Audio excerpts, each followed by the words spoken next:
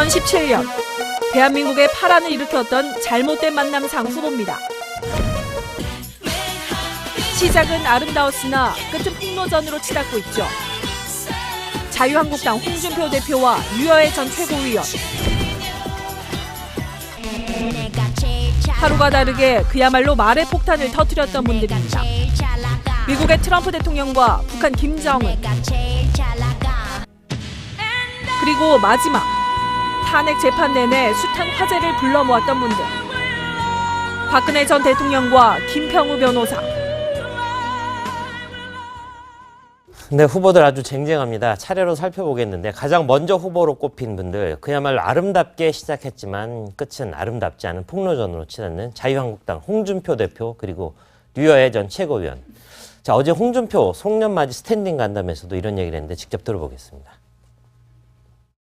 우리 당 출입 기자들은 누가 일방적으로 주장한다고 해서 그거 다 쓰지 마. 확인을 해보고 써주세요. 성희롱을 할 만한 사람한테 해야지. 자, 그 사이에 한국일보 정치부장을 하셨죠. 김광덕 의원 나오셨습니다. 네. 어서 오세요.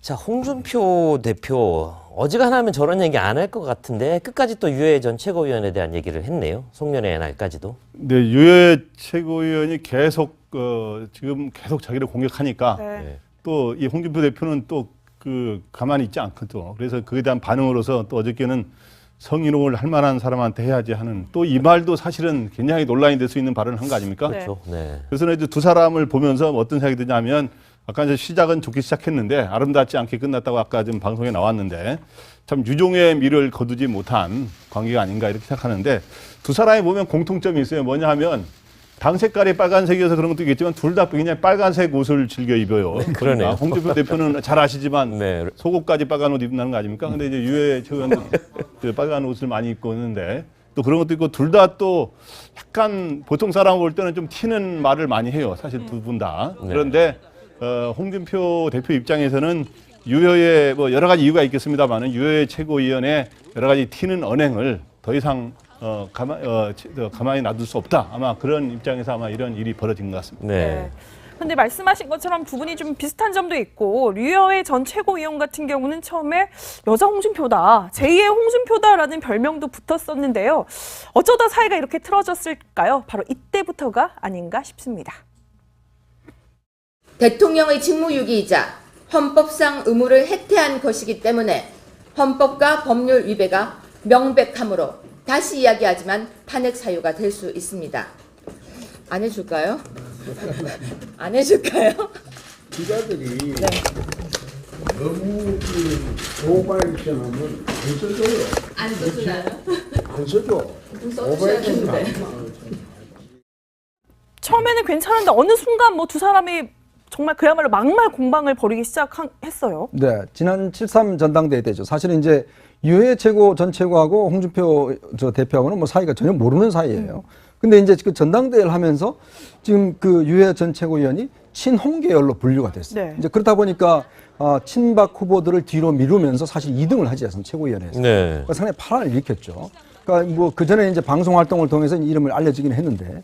근데 문제는 이제 제가 그래서 아마 그 기자들이 물어봤던 모양입니다. 두 분이 도대체 무슨 뭐 사실 알고 있는 관계인가 아니면 정말 같이 어떤 뭐 메이트 비슷하게 같은 어떤 그런 했는가 물어보니까 홍준표 대표는 아니 내가 알지도 못하는데 자꾸 나하고 친하다고 한다 뭐 이렇게 또 이야기를 하셨어요. 그러니까 그걸 보면 유해 전 최고가 상당히 전략을 잘 짠 거죠. 자기가 뭔가 홍준표 대표와 인연이 있는 것처럼 이제 선거에서 하면서 표를 많이 이제 가져갔지 않습니까? 네. 근데 이제 홍준표 대표 입장에서는 하는 행동을 보니까 이게 이제 물론 본인도 사실은 좀 뭐 하는데 이게 점점 발언의 수위 자체가 네. 왜냐하면 이게 그 발언 순서도 보면 최고위원회의 득표 순으로 이제 말을 하거든요. 그러니까 예를 들어서 1번 이철우 최고, 2번 유해 최고 이렇게 이야기를 하는데 뭔가 이제 그 발언할 때마다 다들 이제 긴장을 하는 거죠. 또 무슨 사고를 치지 않을까. 네. 그래서 이제 홍준표 대표도 이러다가는 당이 완전히 망가지겠다. 그런 판단을 좀 해서 전격적으로 좀 출당 제명 조치를 네. 좀 취한 것 같습니다. 네. 홍준표 대표가 왜 유여의 최고위원을 이렇게 굳이 속도를 내면서 제명까지 했을까? 네. 그걸 물어보는 사람들이 많더라고요. 네네네. 근데 제가 이유를 분석해 보니까 세 가지예요. 세 가지. 네. 첫 번째는 아까지만은 막말이라든가 튀는 언행 이런 게 너무 많으니까 혹시 나중에 당에 불리하게 작용하지 않을까 이런 게 있었는데 네. 어느 한 국회의원한테 제가 들었더니 초재선 의원들하고 홍준표 대표가 이렇게 식사하는 자리에서 네.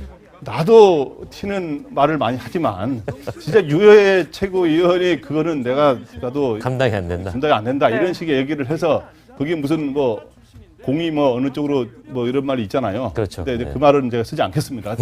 그렇게 하면서 거기서 거기도 참석한 의원들이 그냥 웃었다 그래요. 네. 홍준표 대표가 그런 말을 하니까. 근데 네. 그게 있고 또 하나는 두 번째. 예. 최근에 박근혜 전 대통령 출당 문제라든가 친박계 핵심 인사의 이런 제명 문제 이런 게 나왔을 때 유해 최고위원이 그동안 친홍인가 했더니 여기서 좀 불분명한 태도를 취한 거에 네. 홍준표 대표로서는 상당히 부담이 됐던 것 같아요. 역시 자기 최고위원을 역시 주류가 반 이상을 장악하도록 만들려고 다 욕심이 있는 거 아닙니까? 네. 예, 그런 게 있었고 또 하나는 세 번째는 가볍게 거론되는 건데 혜성처럼 등장해서 2위를 최고위원을 했는데 네. 과연 어디에서 왔을까? 근데 이제 보면은 방송에 저희들도 방송에서 뵀습니다만은 네. 근데 이제 이 새누리당 그리고 자유한국당에서 볼 때는 그게 당에 원래 있지 않았었거든요. 네. 그렇기 때문에 그런 거에 대한 여러 가지 궁금증 이런 것들이 겹치면서 여러 가지 이런 게 작용해서 제명까지 이렇게 시도를 하지 않았나 생각이 됩니다. 네, 이현정 의원 어디서 왔을까 이런 얘기를 했는데 혜성처럼 왔다가 어쨌든 혜성처럼 사라질 위기인데 저분이 굉장히 또 이렇게 어떤 강한 의지를 또 정치에 대한 네. 강한 의지를 갖고 있는 유해 전 최고 얘기하는 겁니다. 네. 뭐 돌아올 수 있을까요?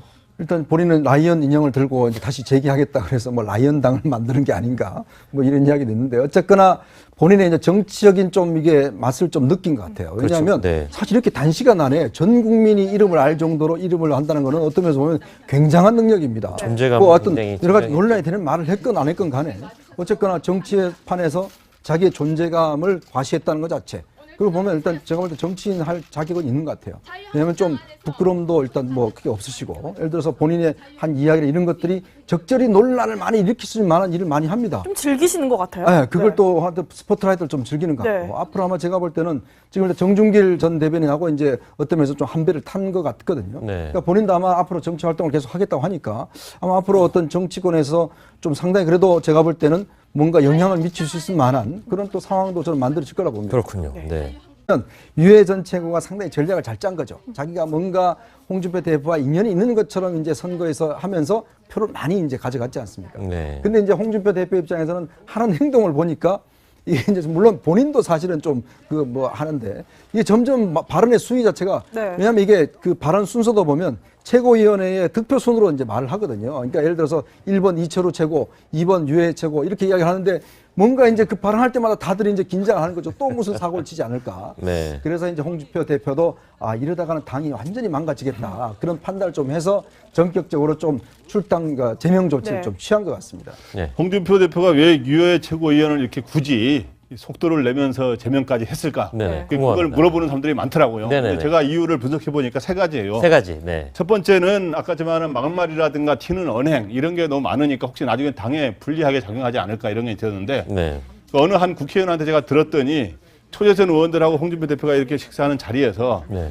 나도 튀는 말을 많이 하지만 진짜 유해 최고위원이 그거는 나도 감당이 안 된다. 감당이 안 된다 네. 이런 식의 얘기를 해서 그게 무슨 공이 어느 쪽으로 이런 말이 있잖아요. 그렇죠. 근데 이제 네. 그 말은 제가 쓰지 않겠습니다. 그렇게 하면서 홍준표 대표 어지간하면 저런 얘기 안 할 것 같은데 끝까지 또 유해 전 최고위원에 대한 얘기를 했네요. 송년회 날까지도. 네, 유해 최고위원이 계속 지금 계속 자기를 공격하니까 네. 네. 또 이 홍준표 대표는 또 가만히 있지 않거든요. 그래서 그에 대한 반응으로서 또 어저께는 성희롱을 할 만한 사람한테 해야지 하는 또 이 말도 사실은 굉장히 논란이 될 수 있는 발언을 한 거 아닙니까? 네. 그렇죠. 네. 그래서 이제 두 사람을 보면서 어떤 생각이 드냐면 아까 이제 시작은 좋게 시작했는데 아름답지 않게 끝났다고 아까 지금 방송에 나왔는데 참 유종의 미를 거두지 못한 관계가 아닌가 이렇게 생각하는데 두 사람이 보면 공통점이 있어요. 뭐냐 하면 당 색깔이 빨간색이어서 그런 것도 있겠지만 둘 다 그냥 빨간색 옷을 즐겨 입어요. 그러네요. 홍준표 대표는 잘 아시지만 네. 속옷까지 빨간 옷 입는다는 거 아닙니까? 근데 이제 유해 최고위원도 빨간 옷을 많이 입고 있는데 또 그런 것도 있고 둘 다 또 약간 보통 사람 볼 때는 좀 튀는 말을 많이 해요. 사실 두 분 다. 네. 그런데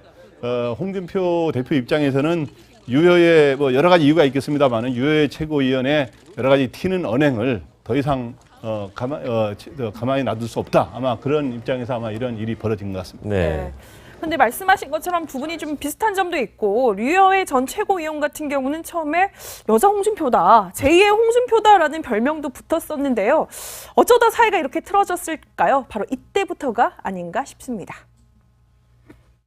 대통령의 직무유기이자 헌법상 의무를 해태한 것이기 때문에 헌법과 법률 위배가 명백하므로 다시 이야기하지만 탄핵 사유가 될 수 있습니다.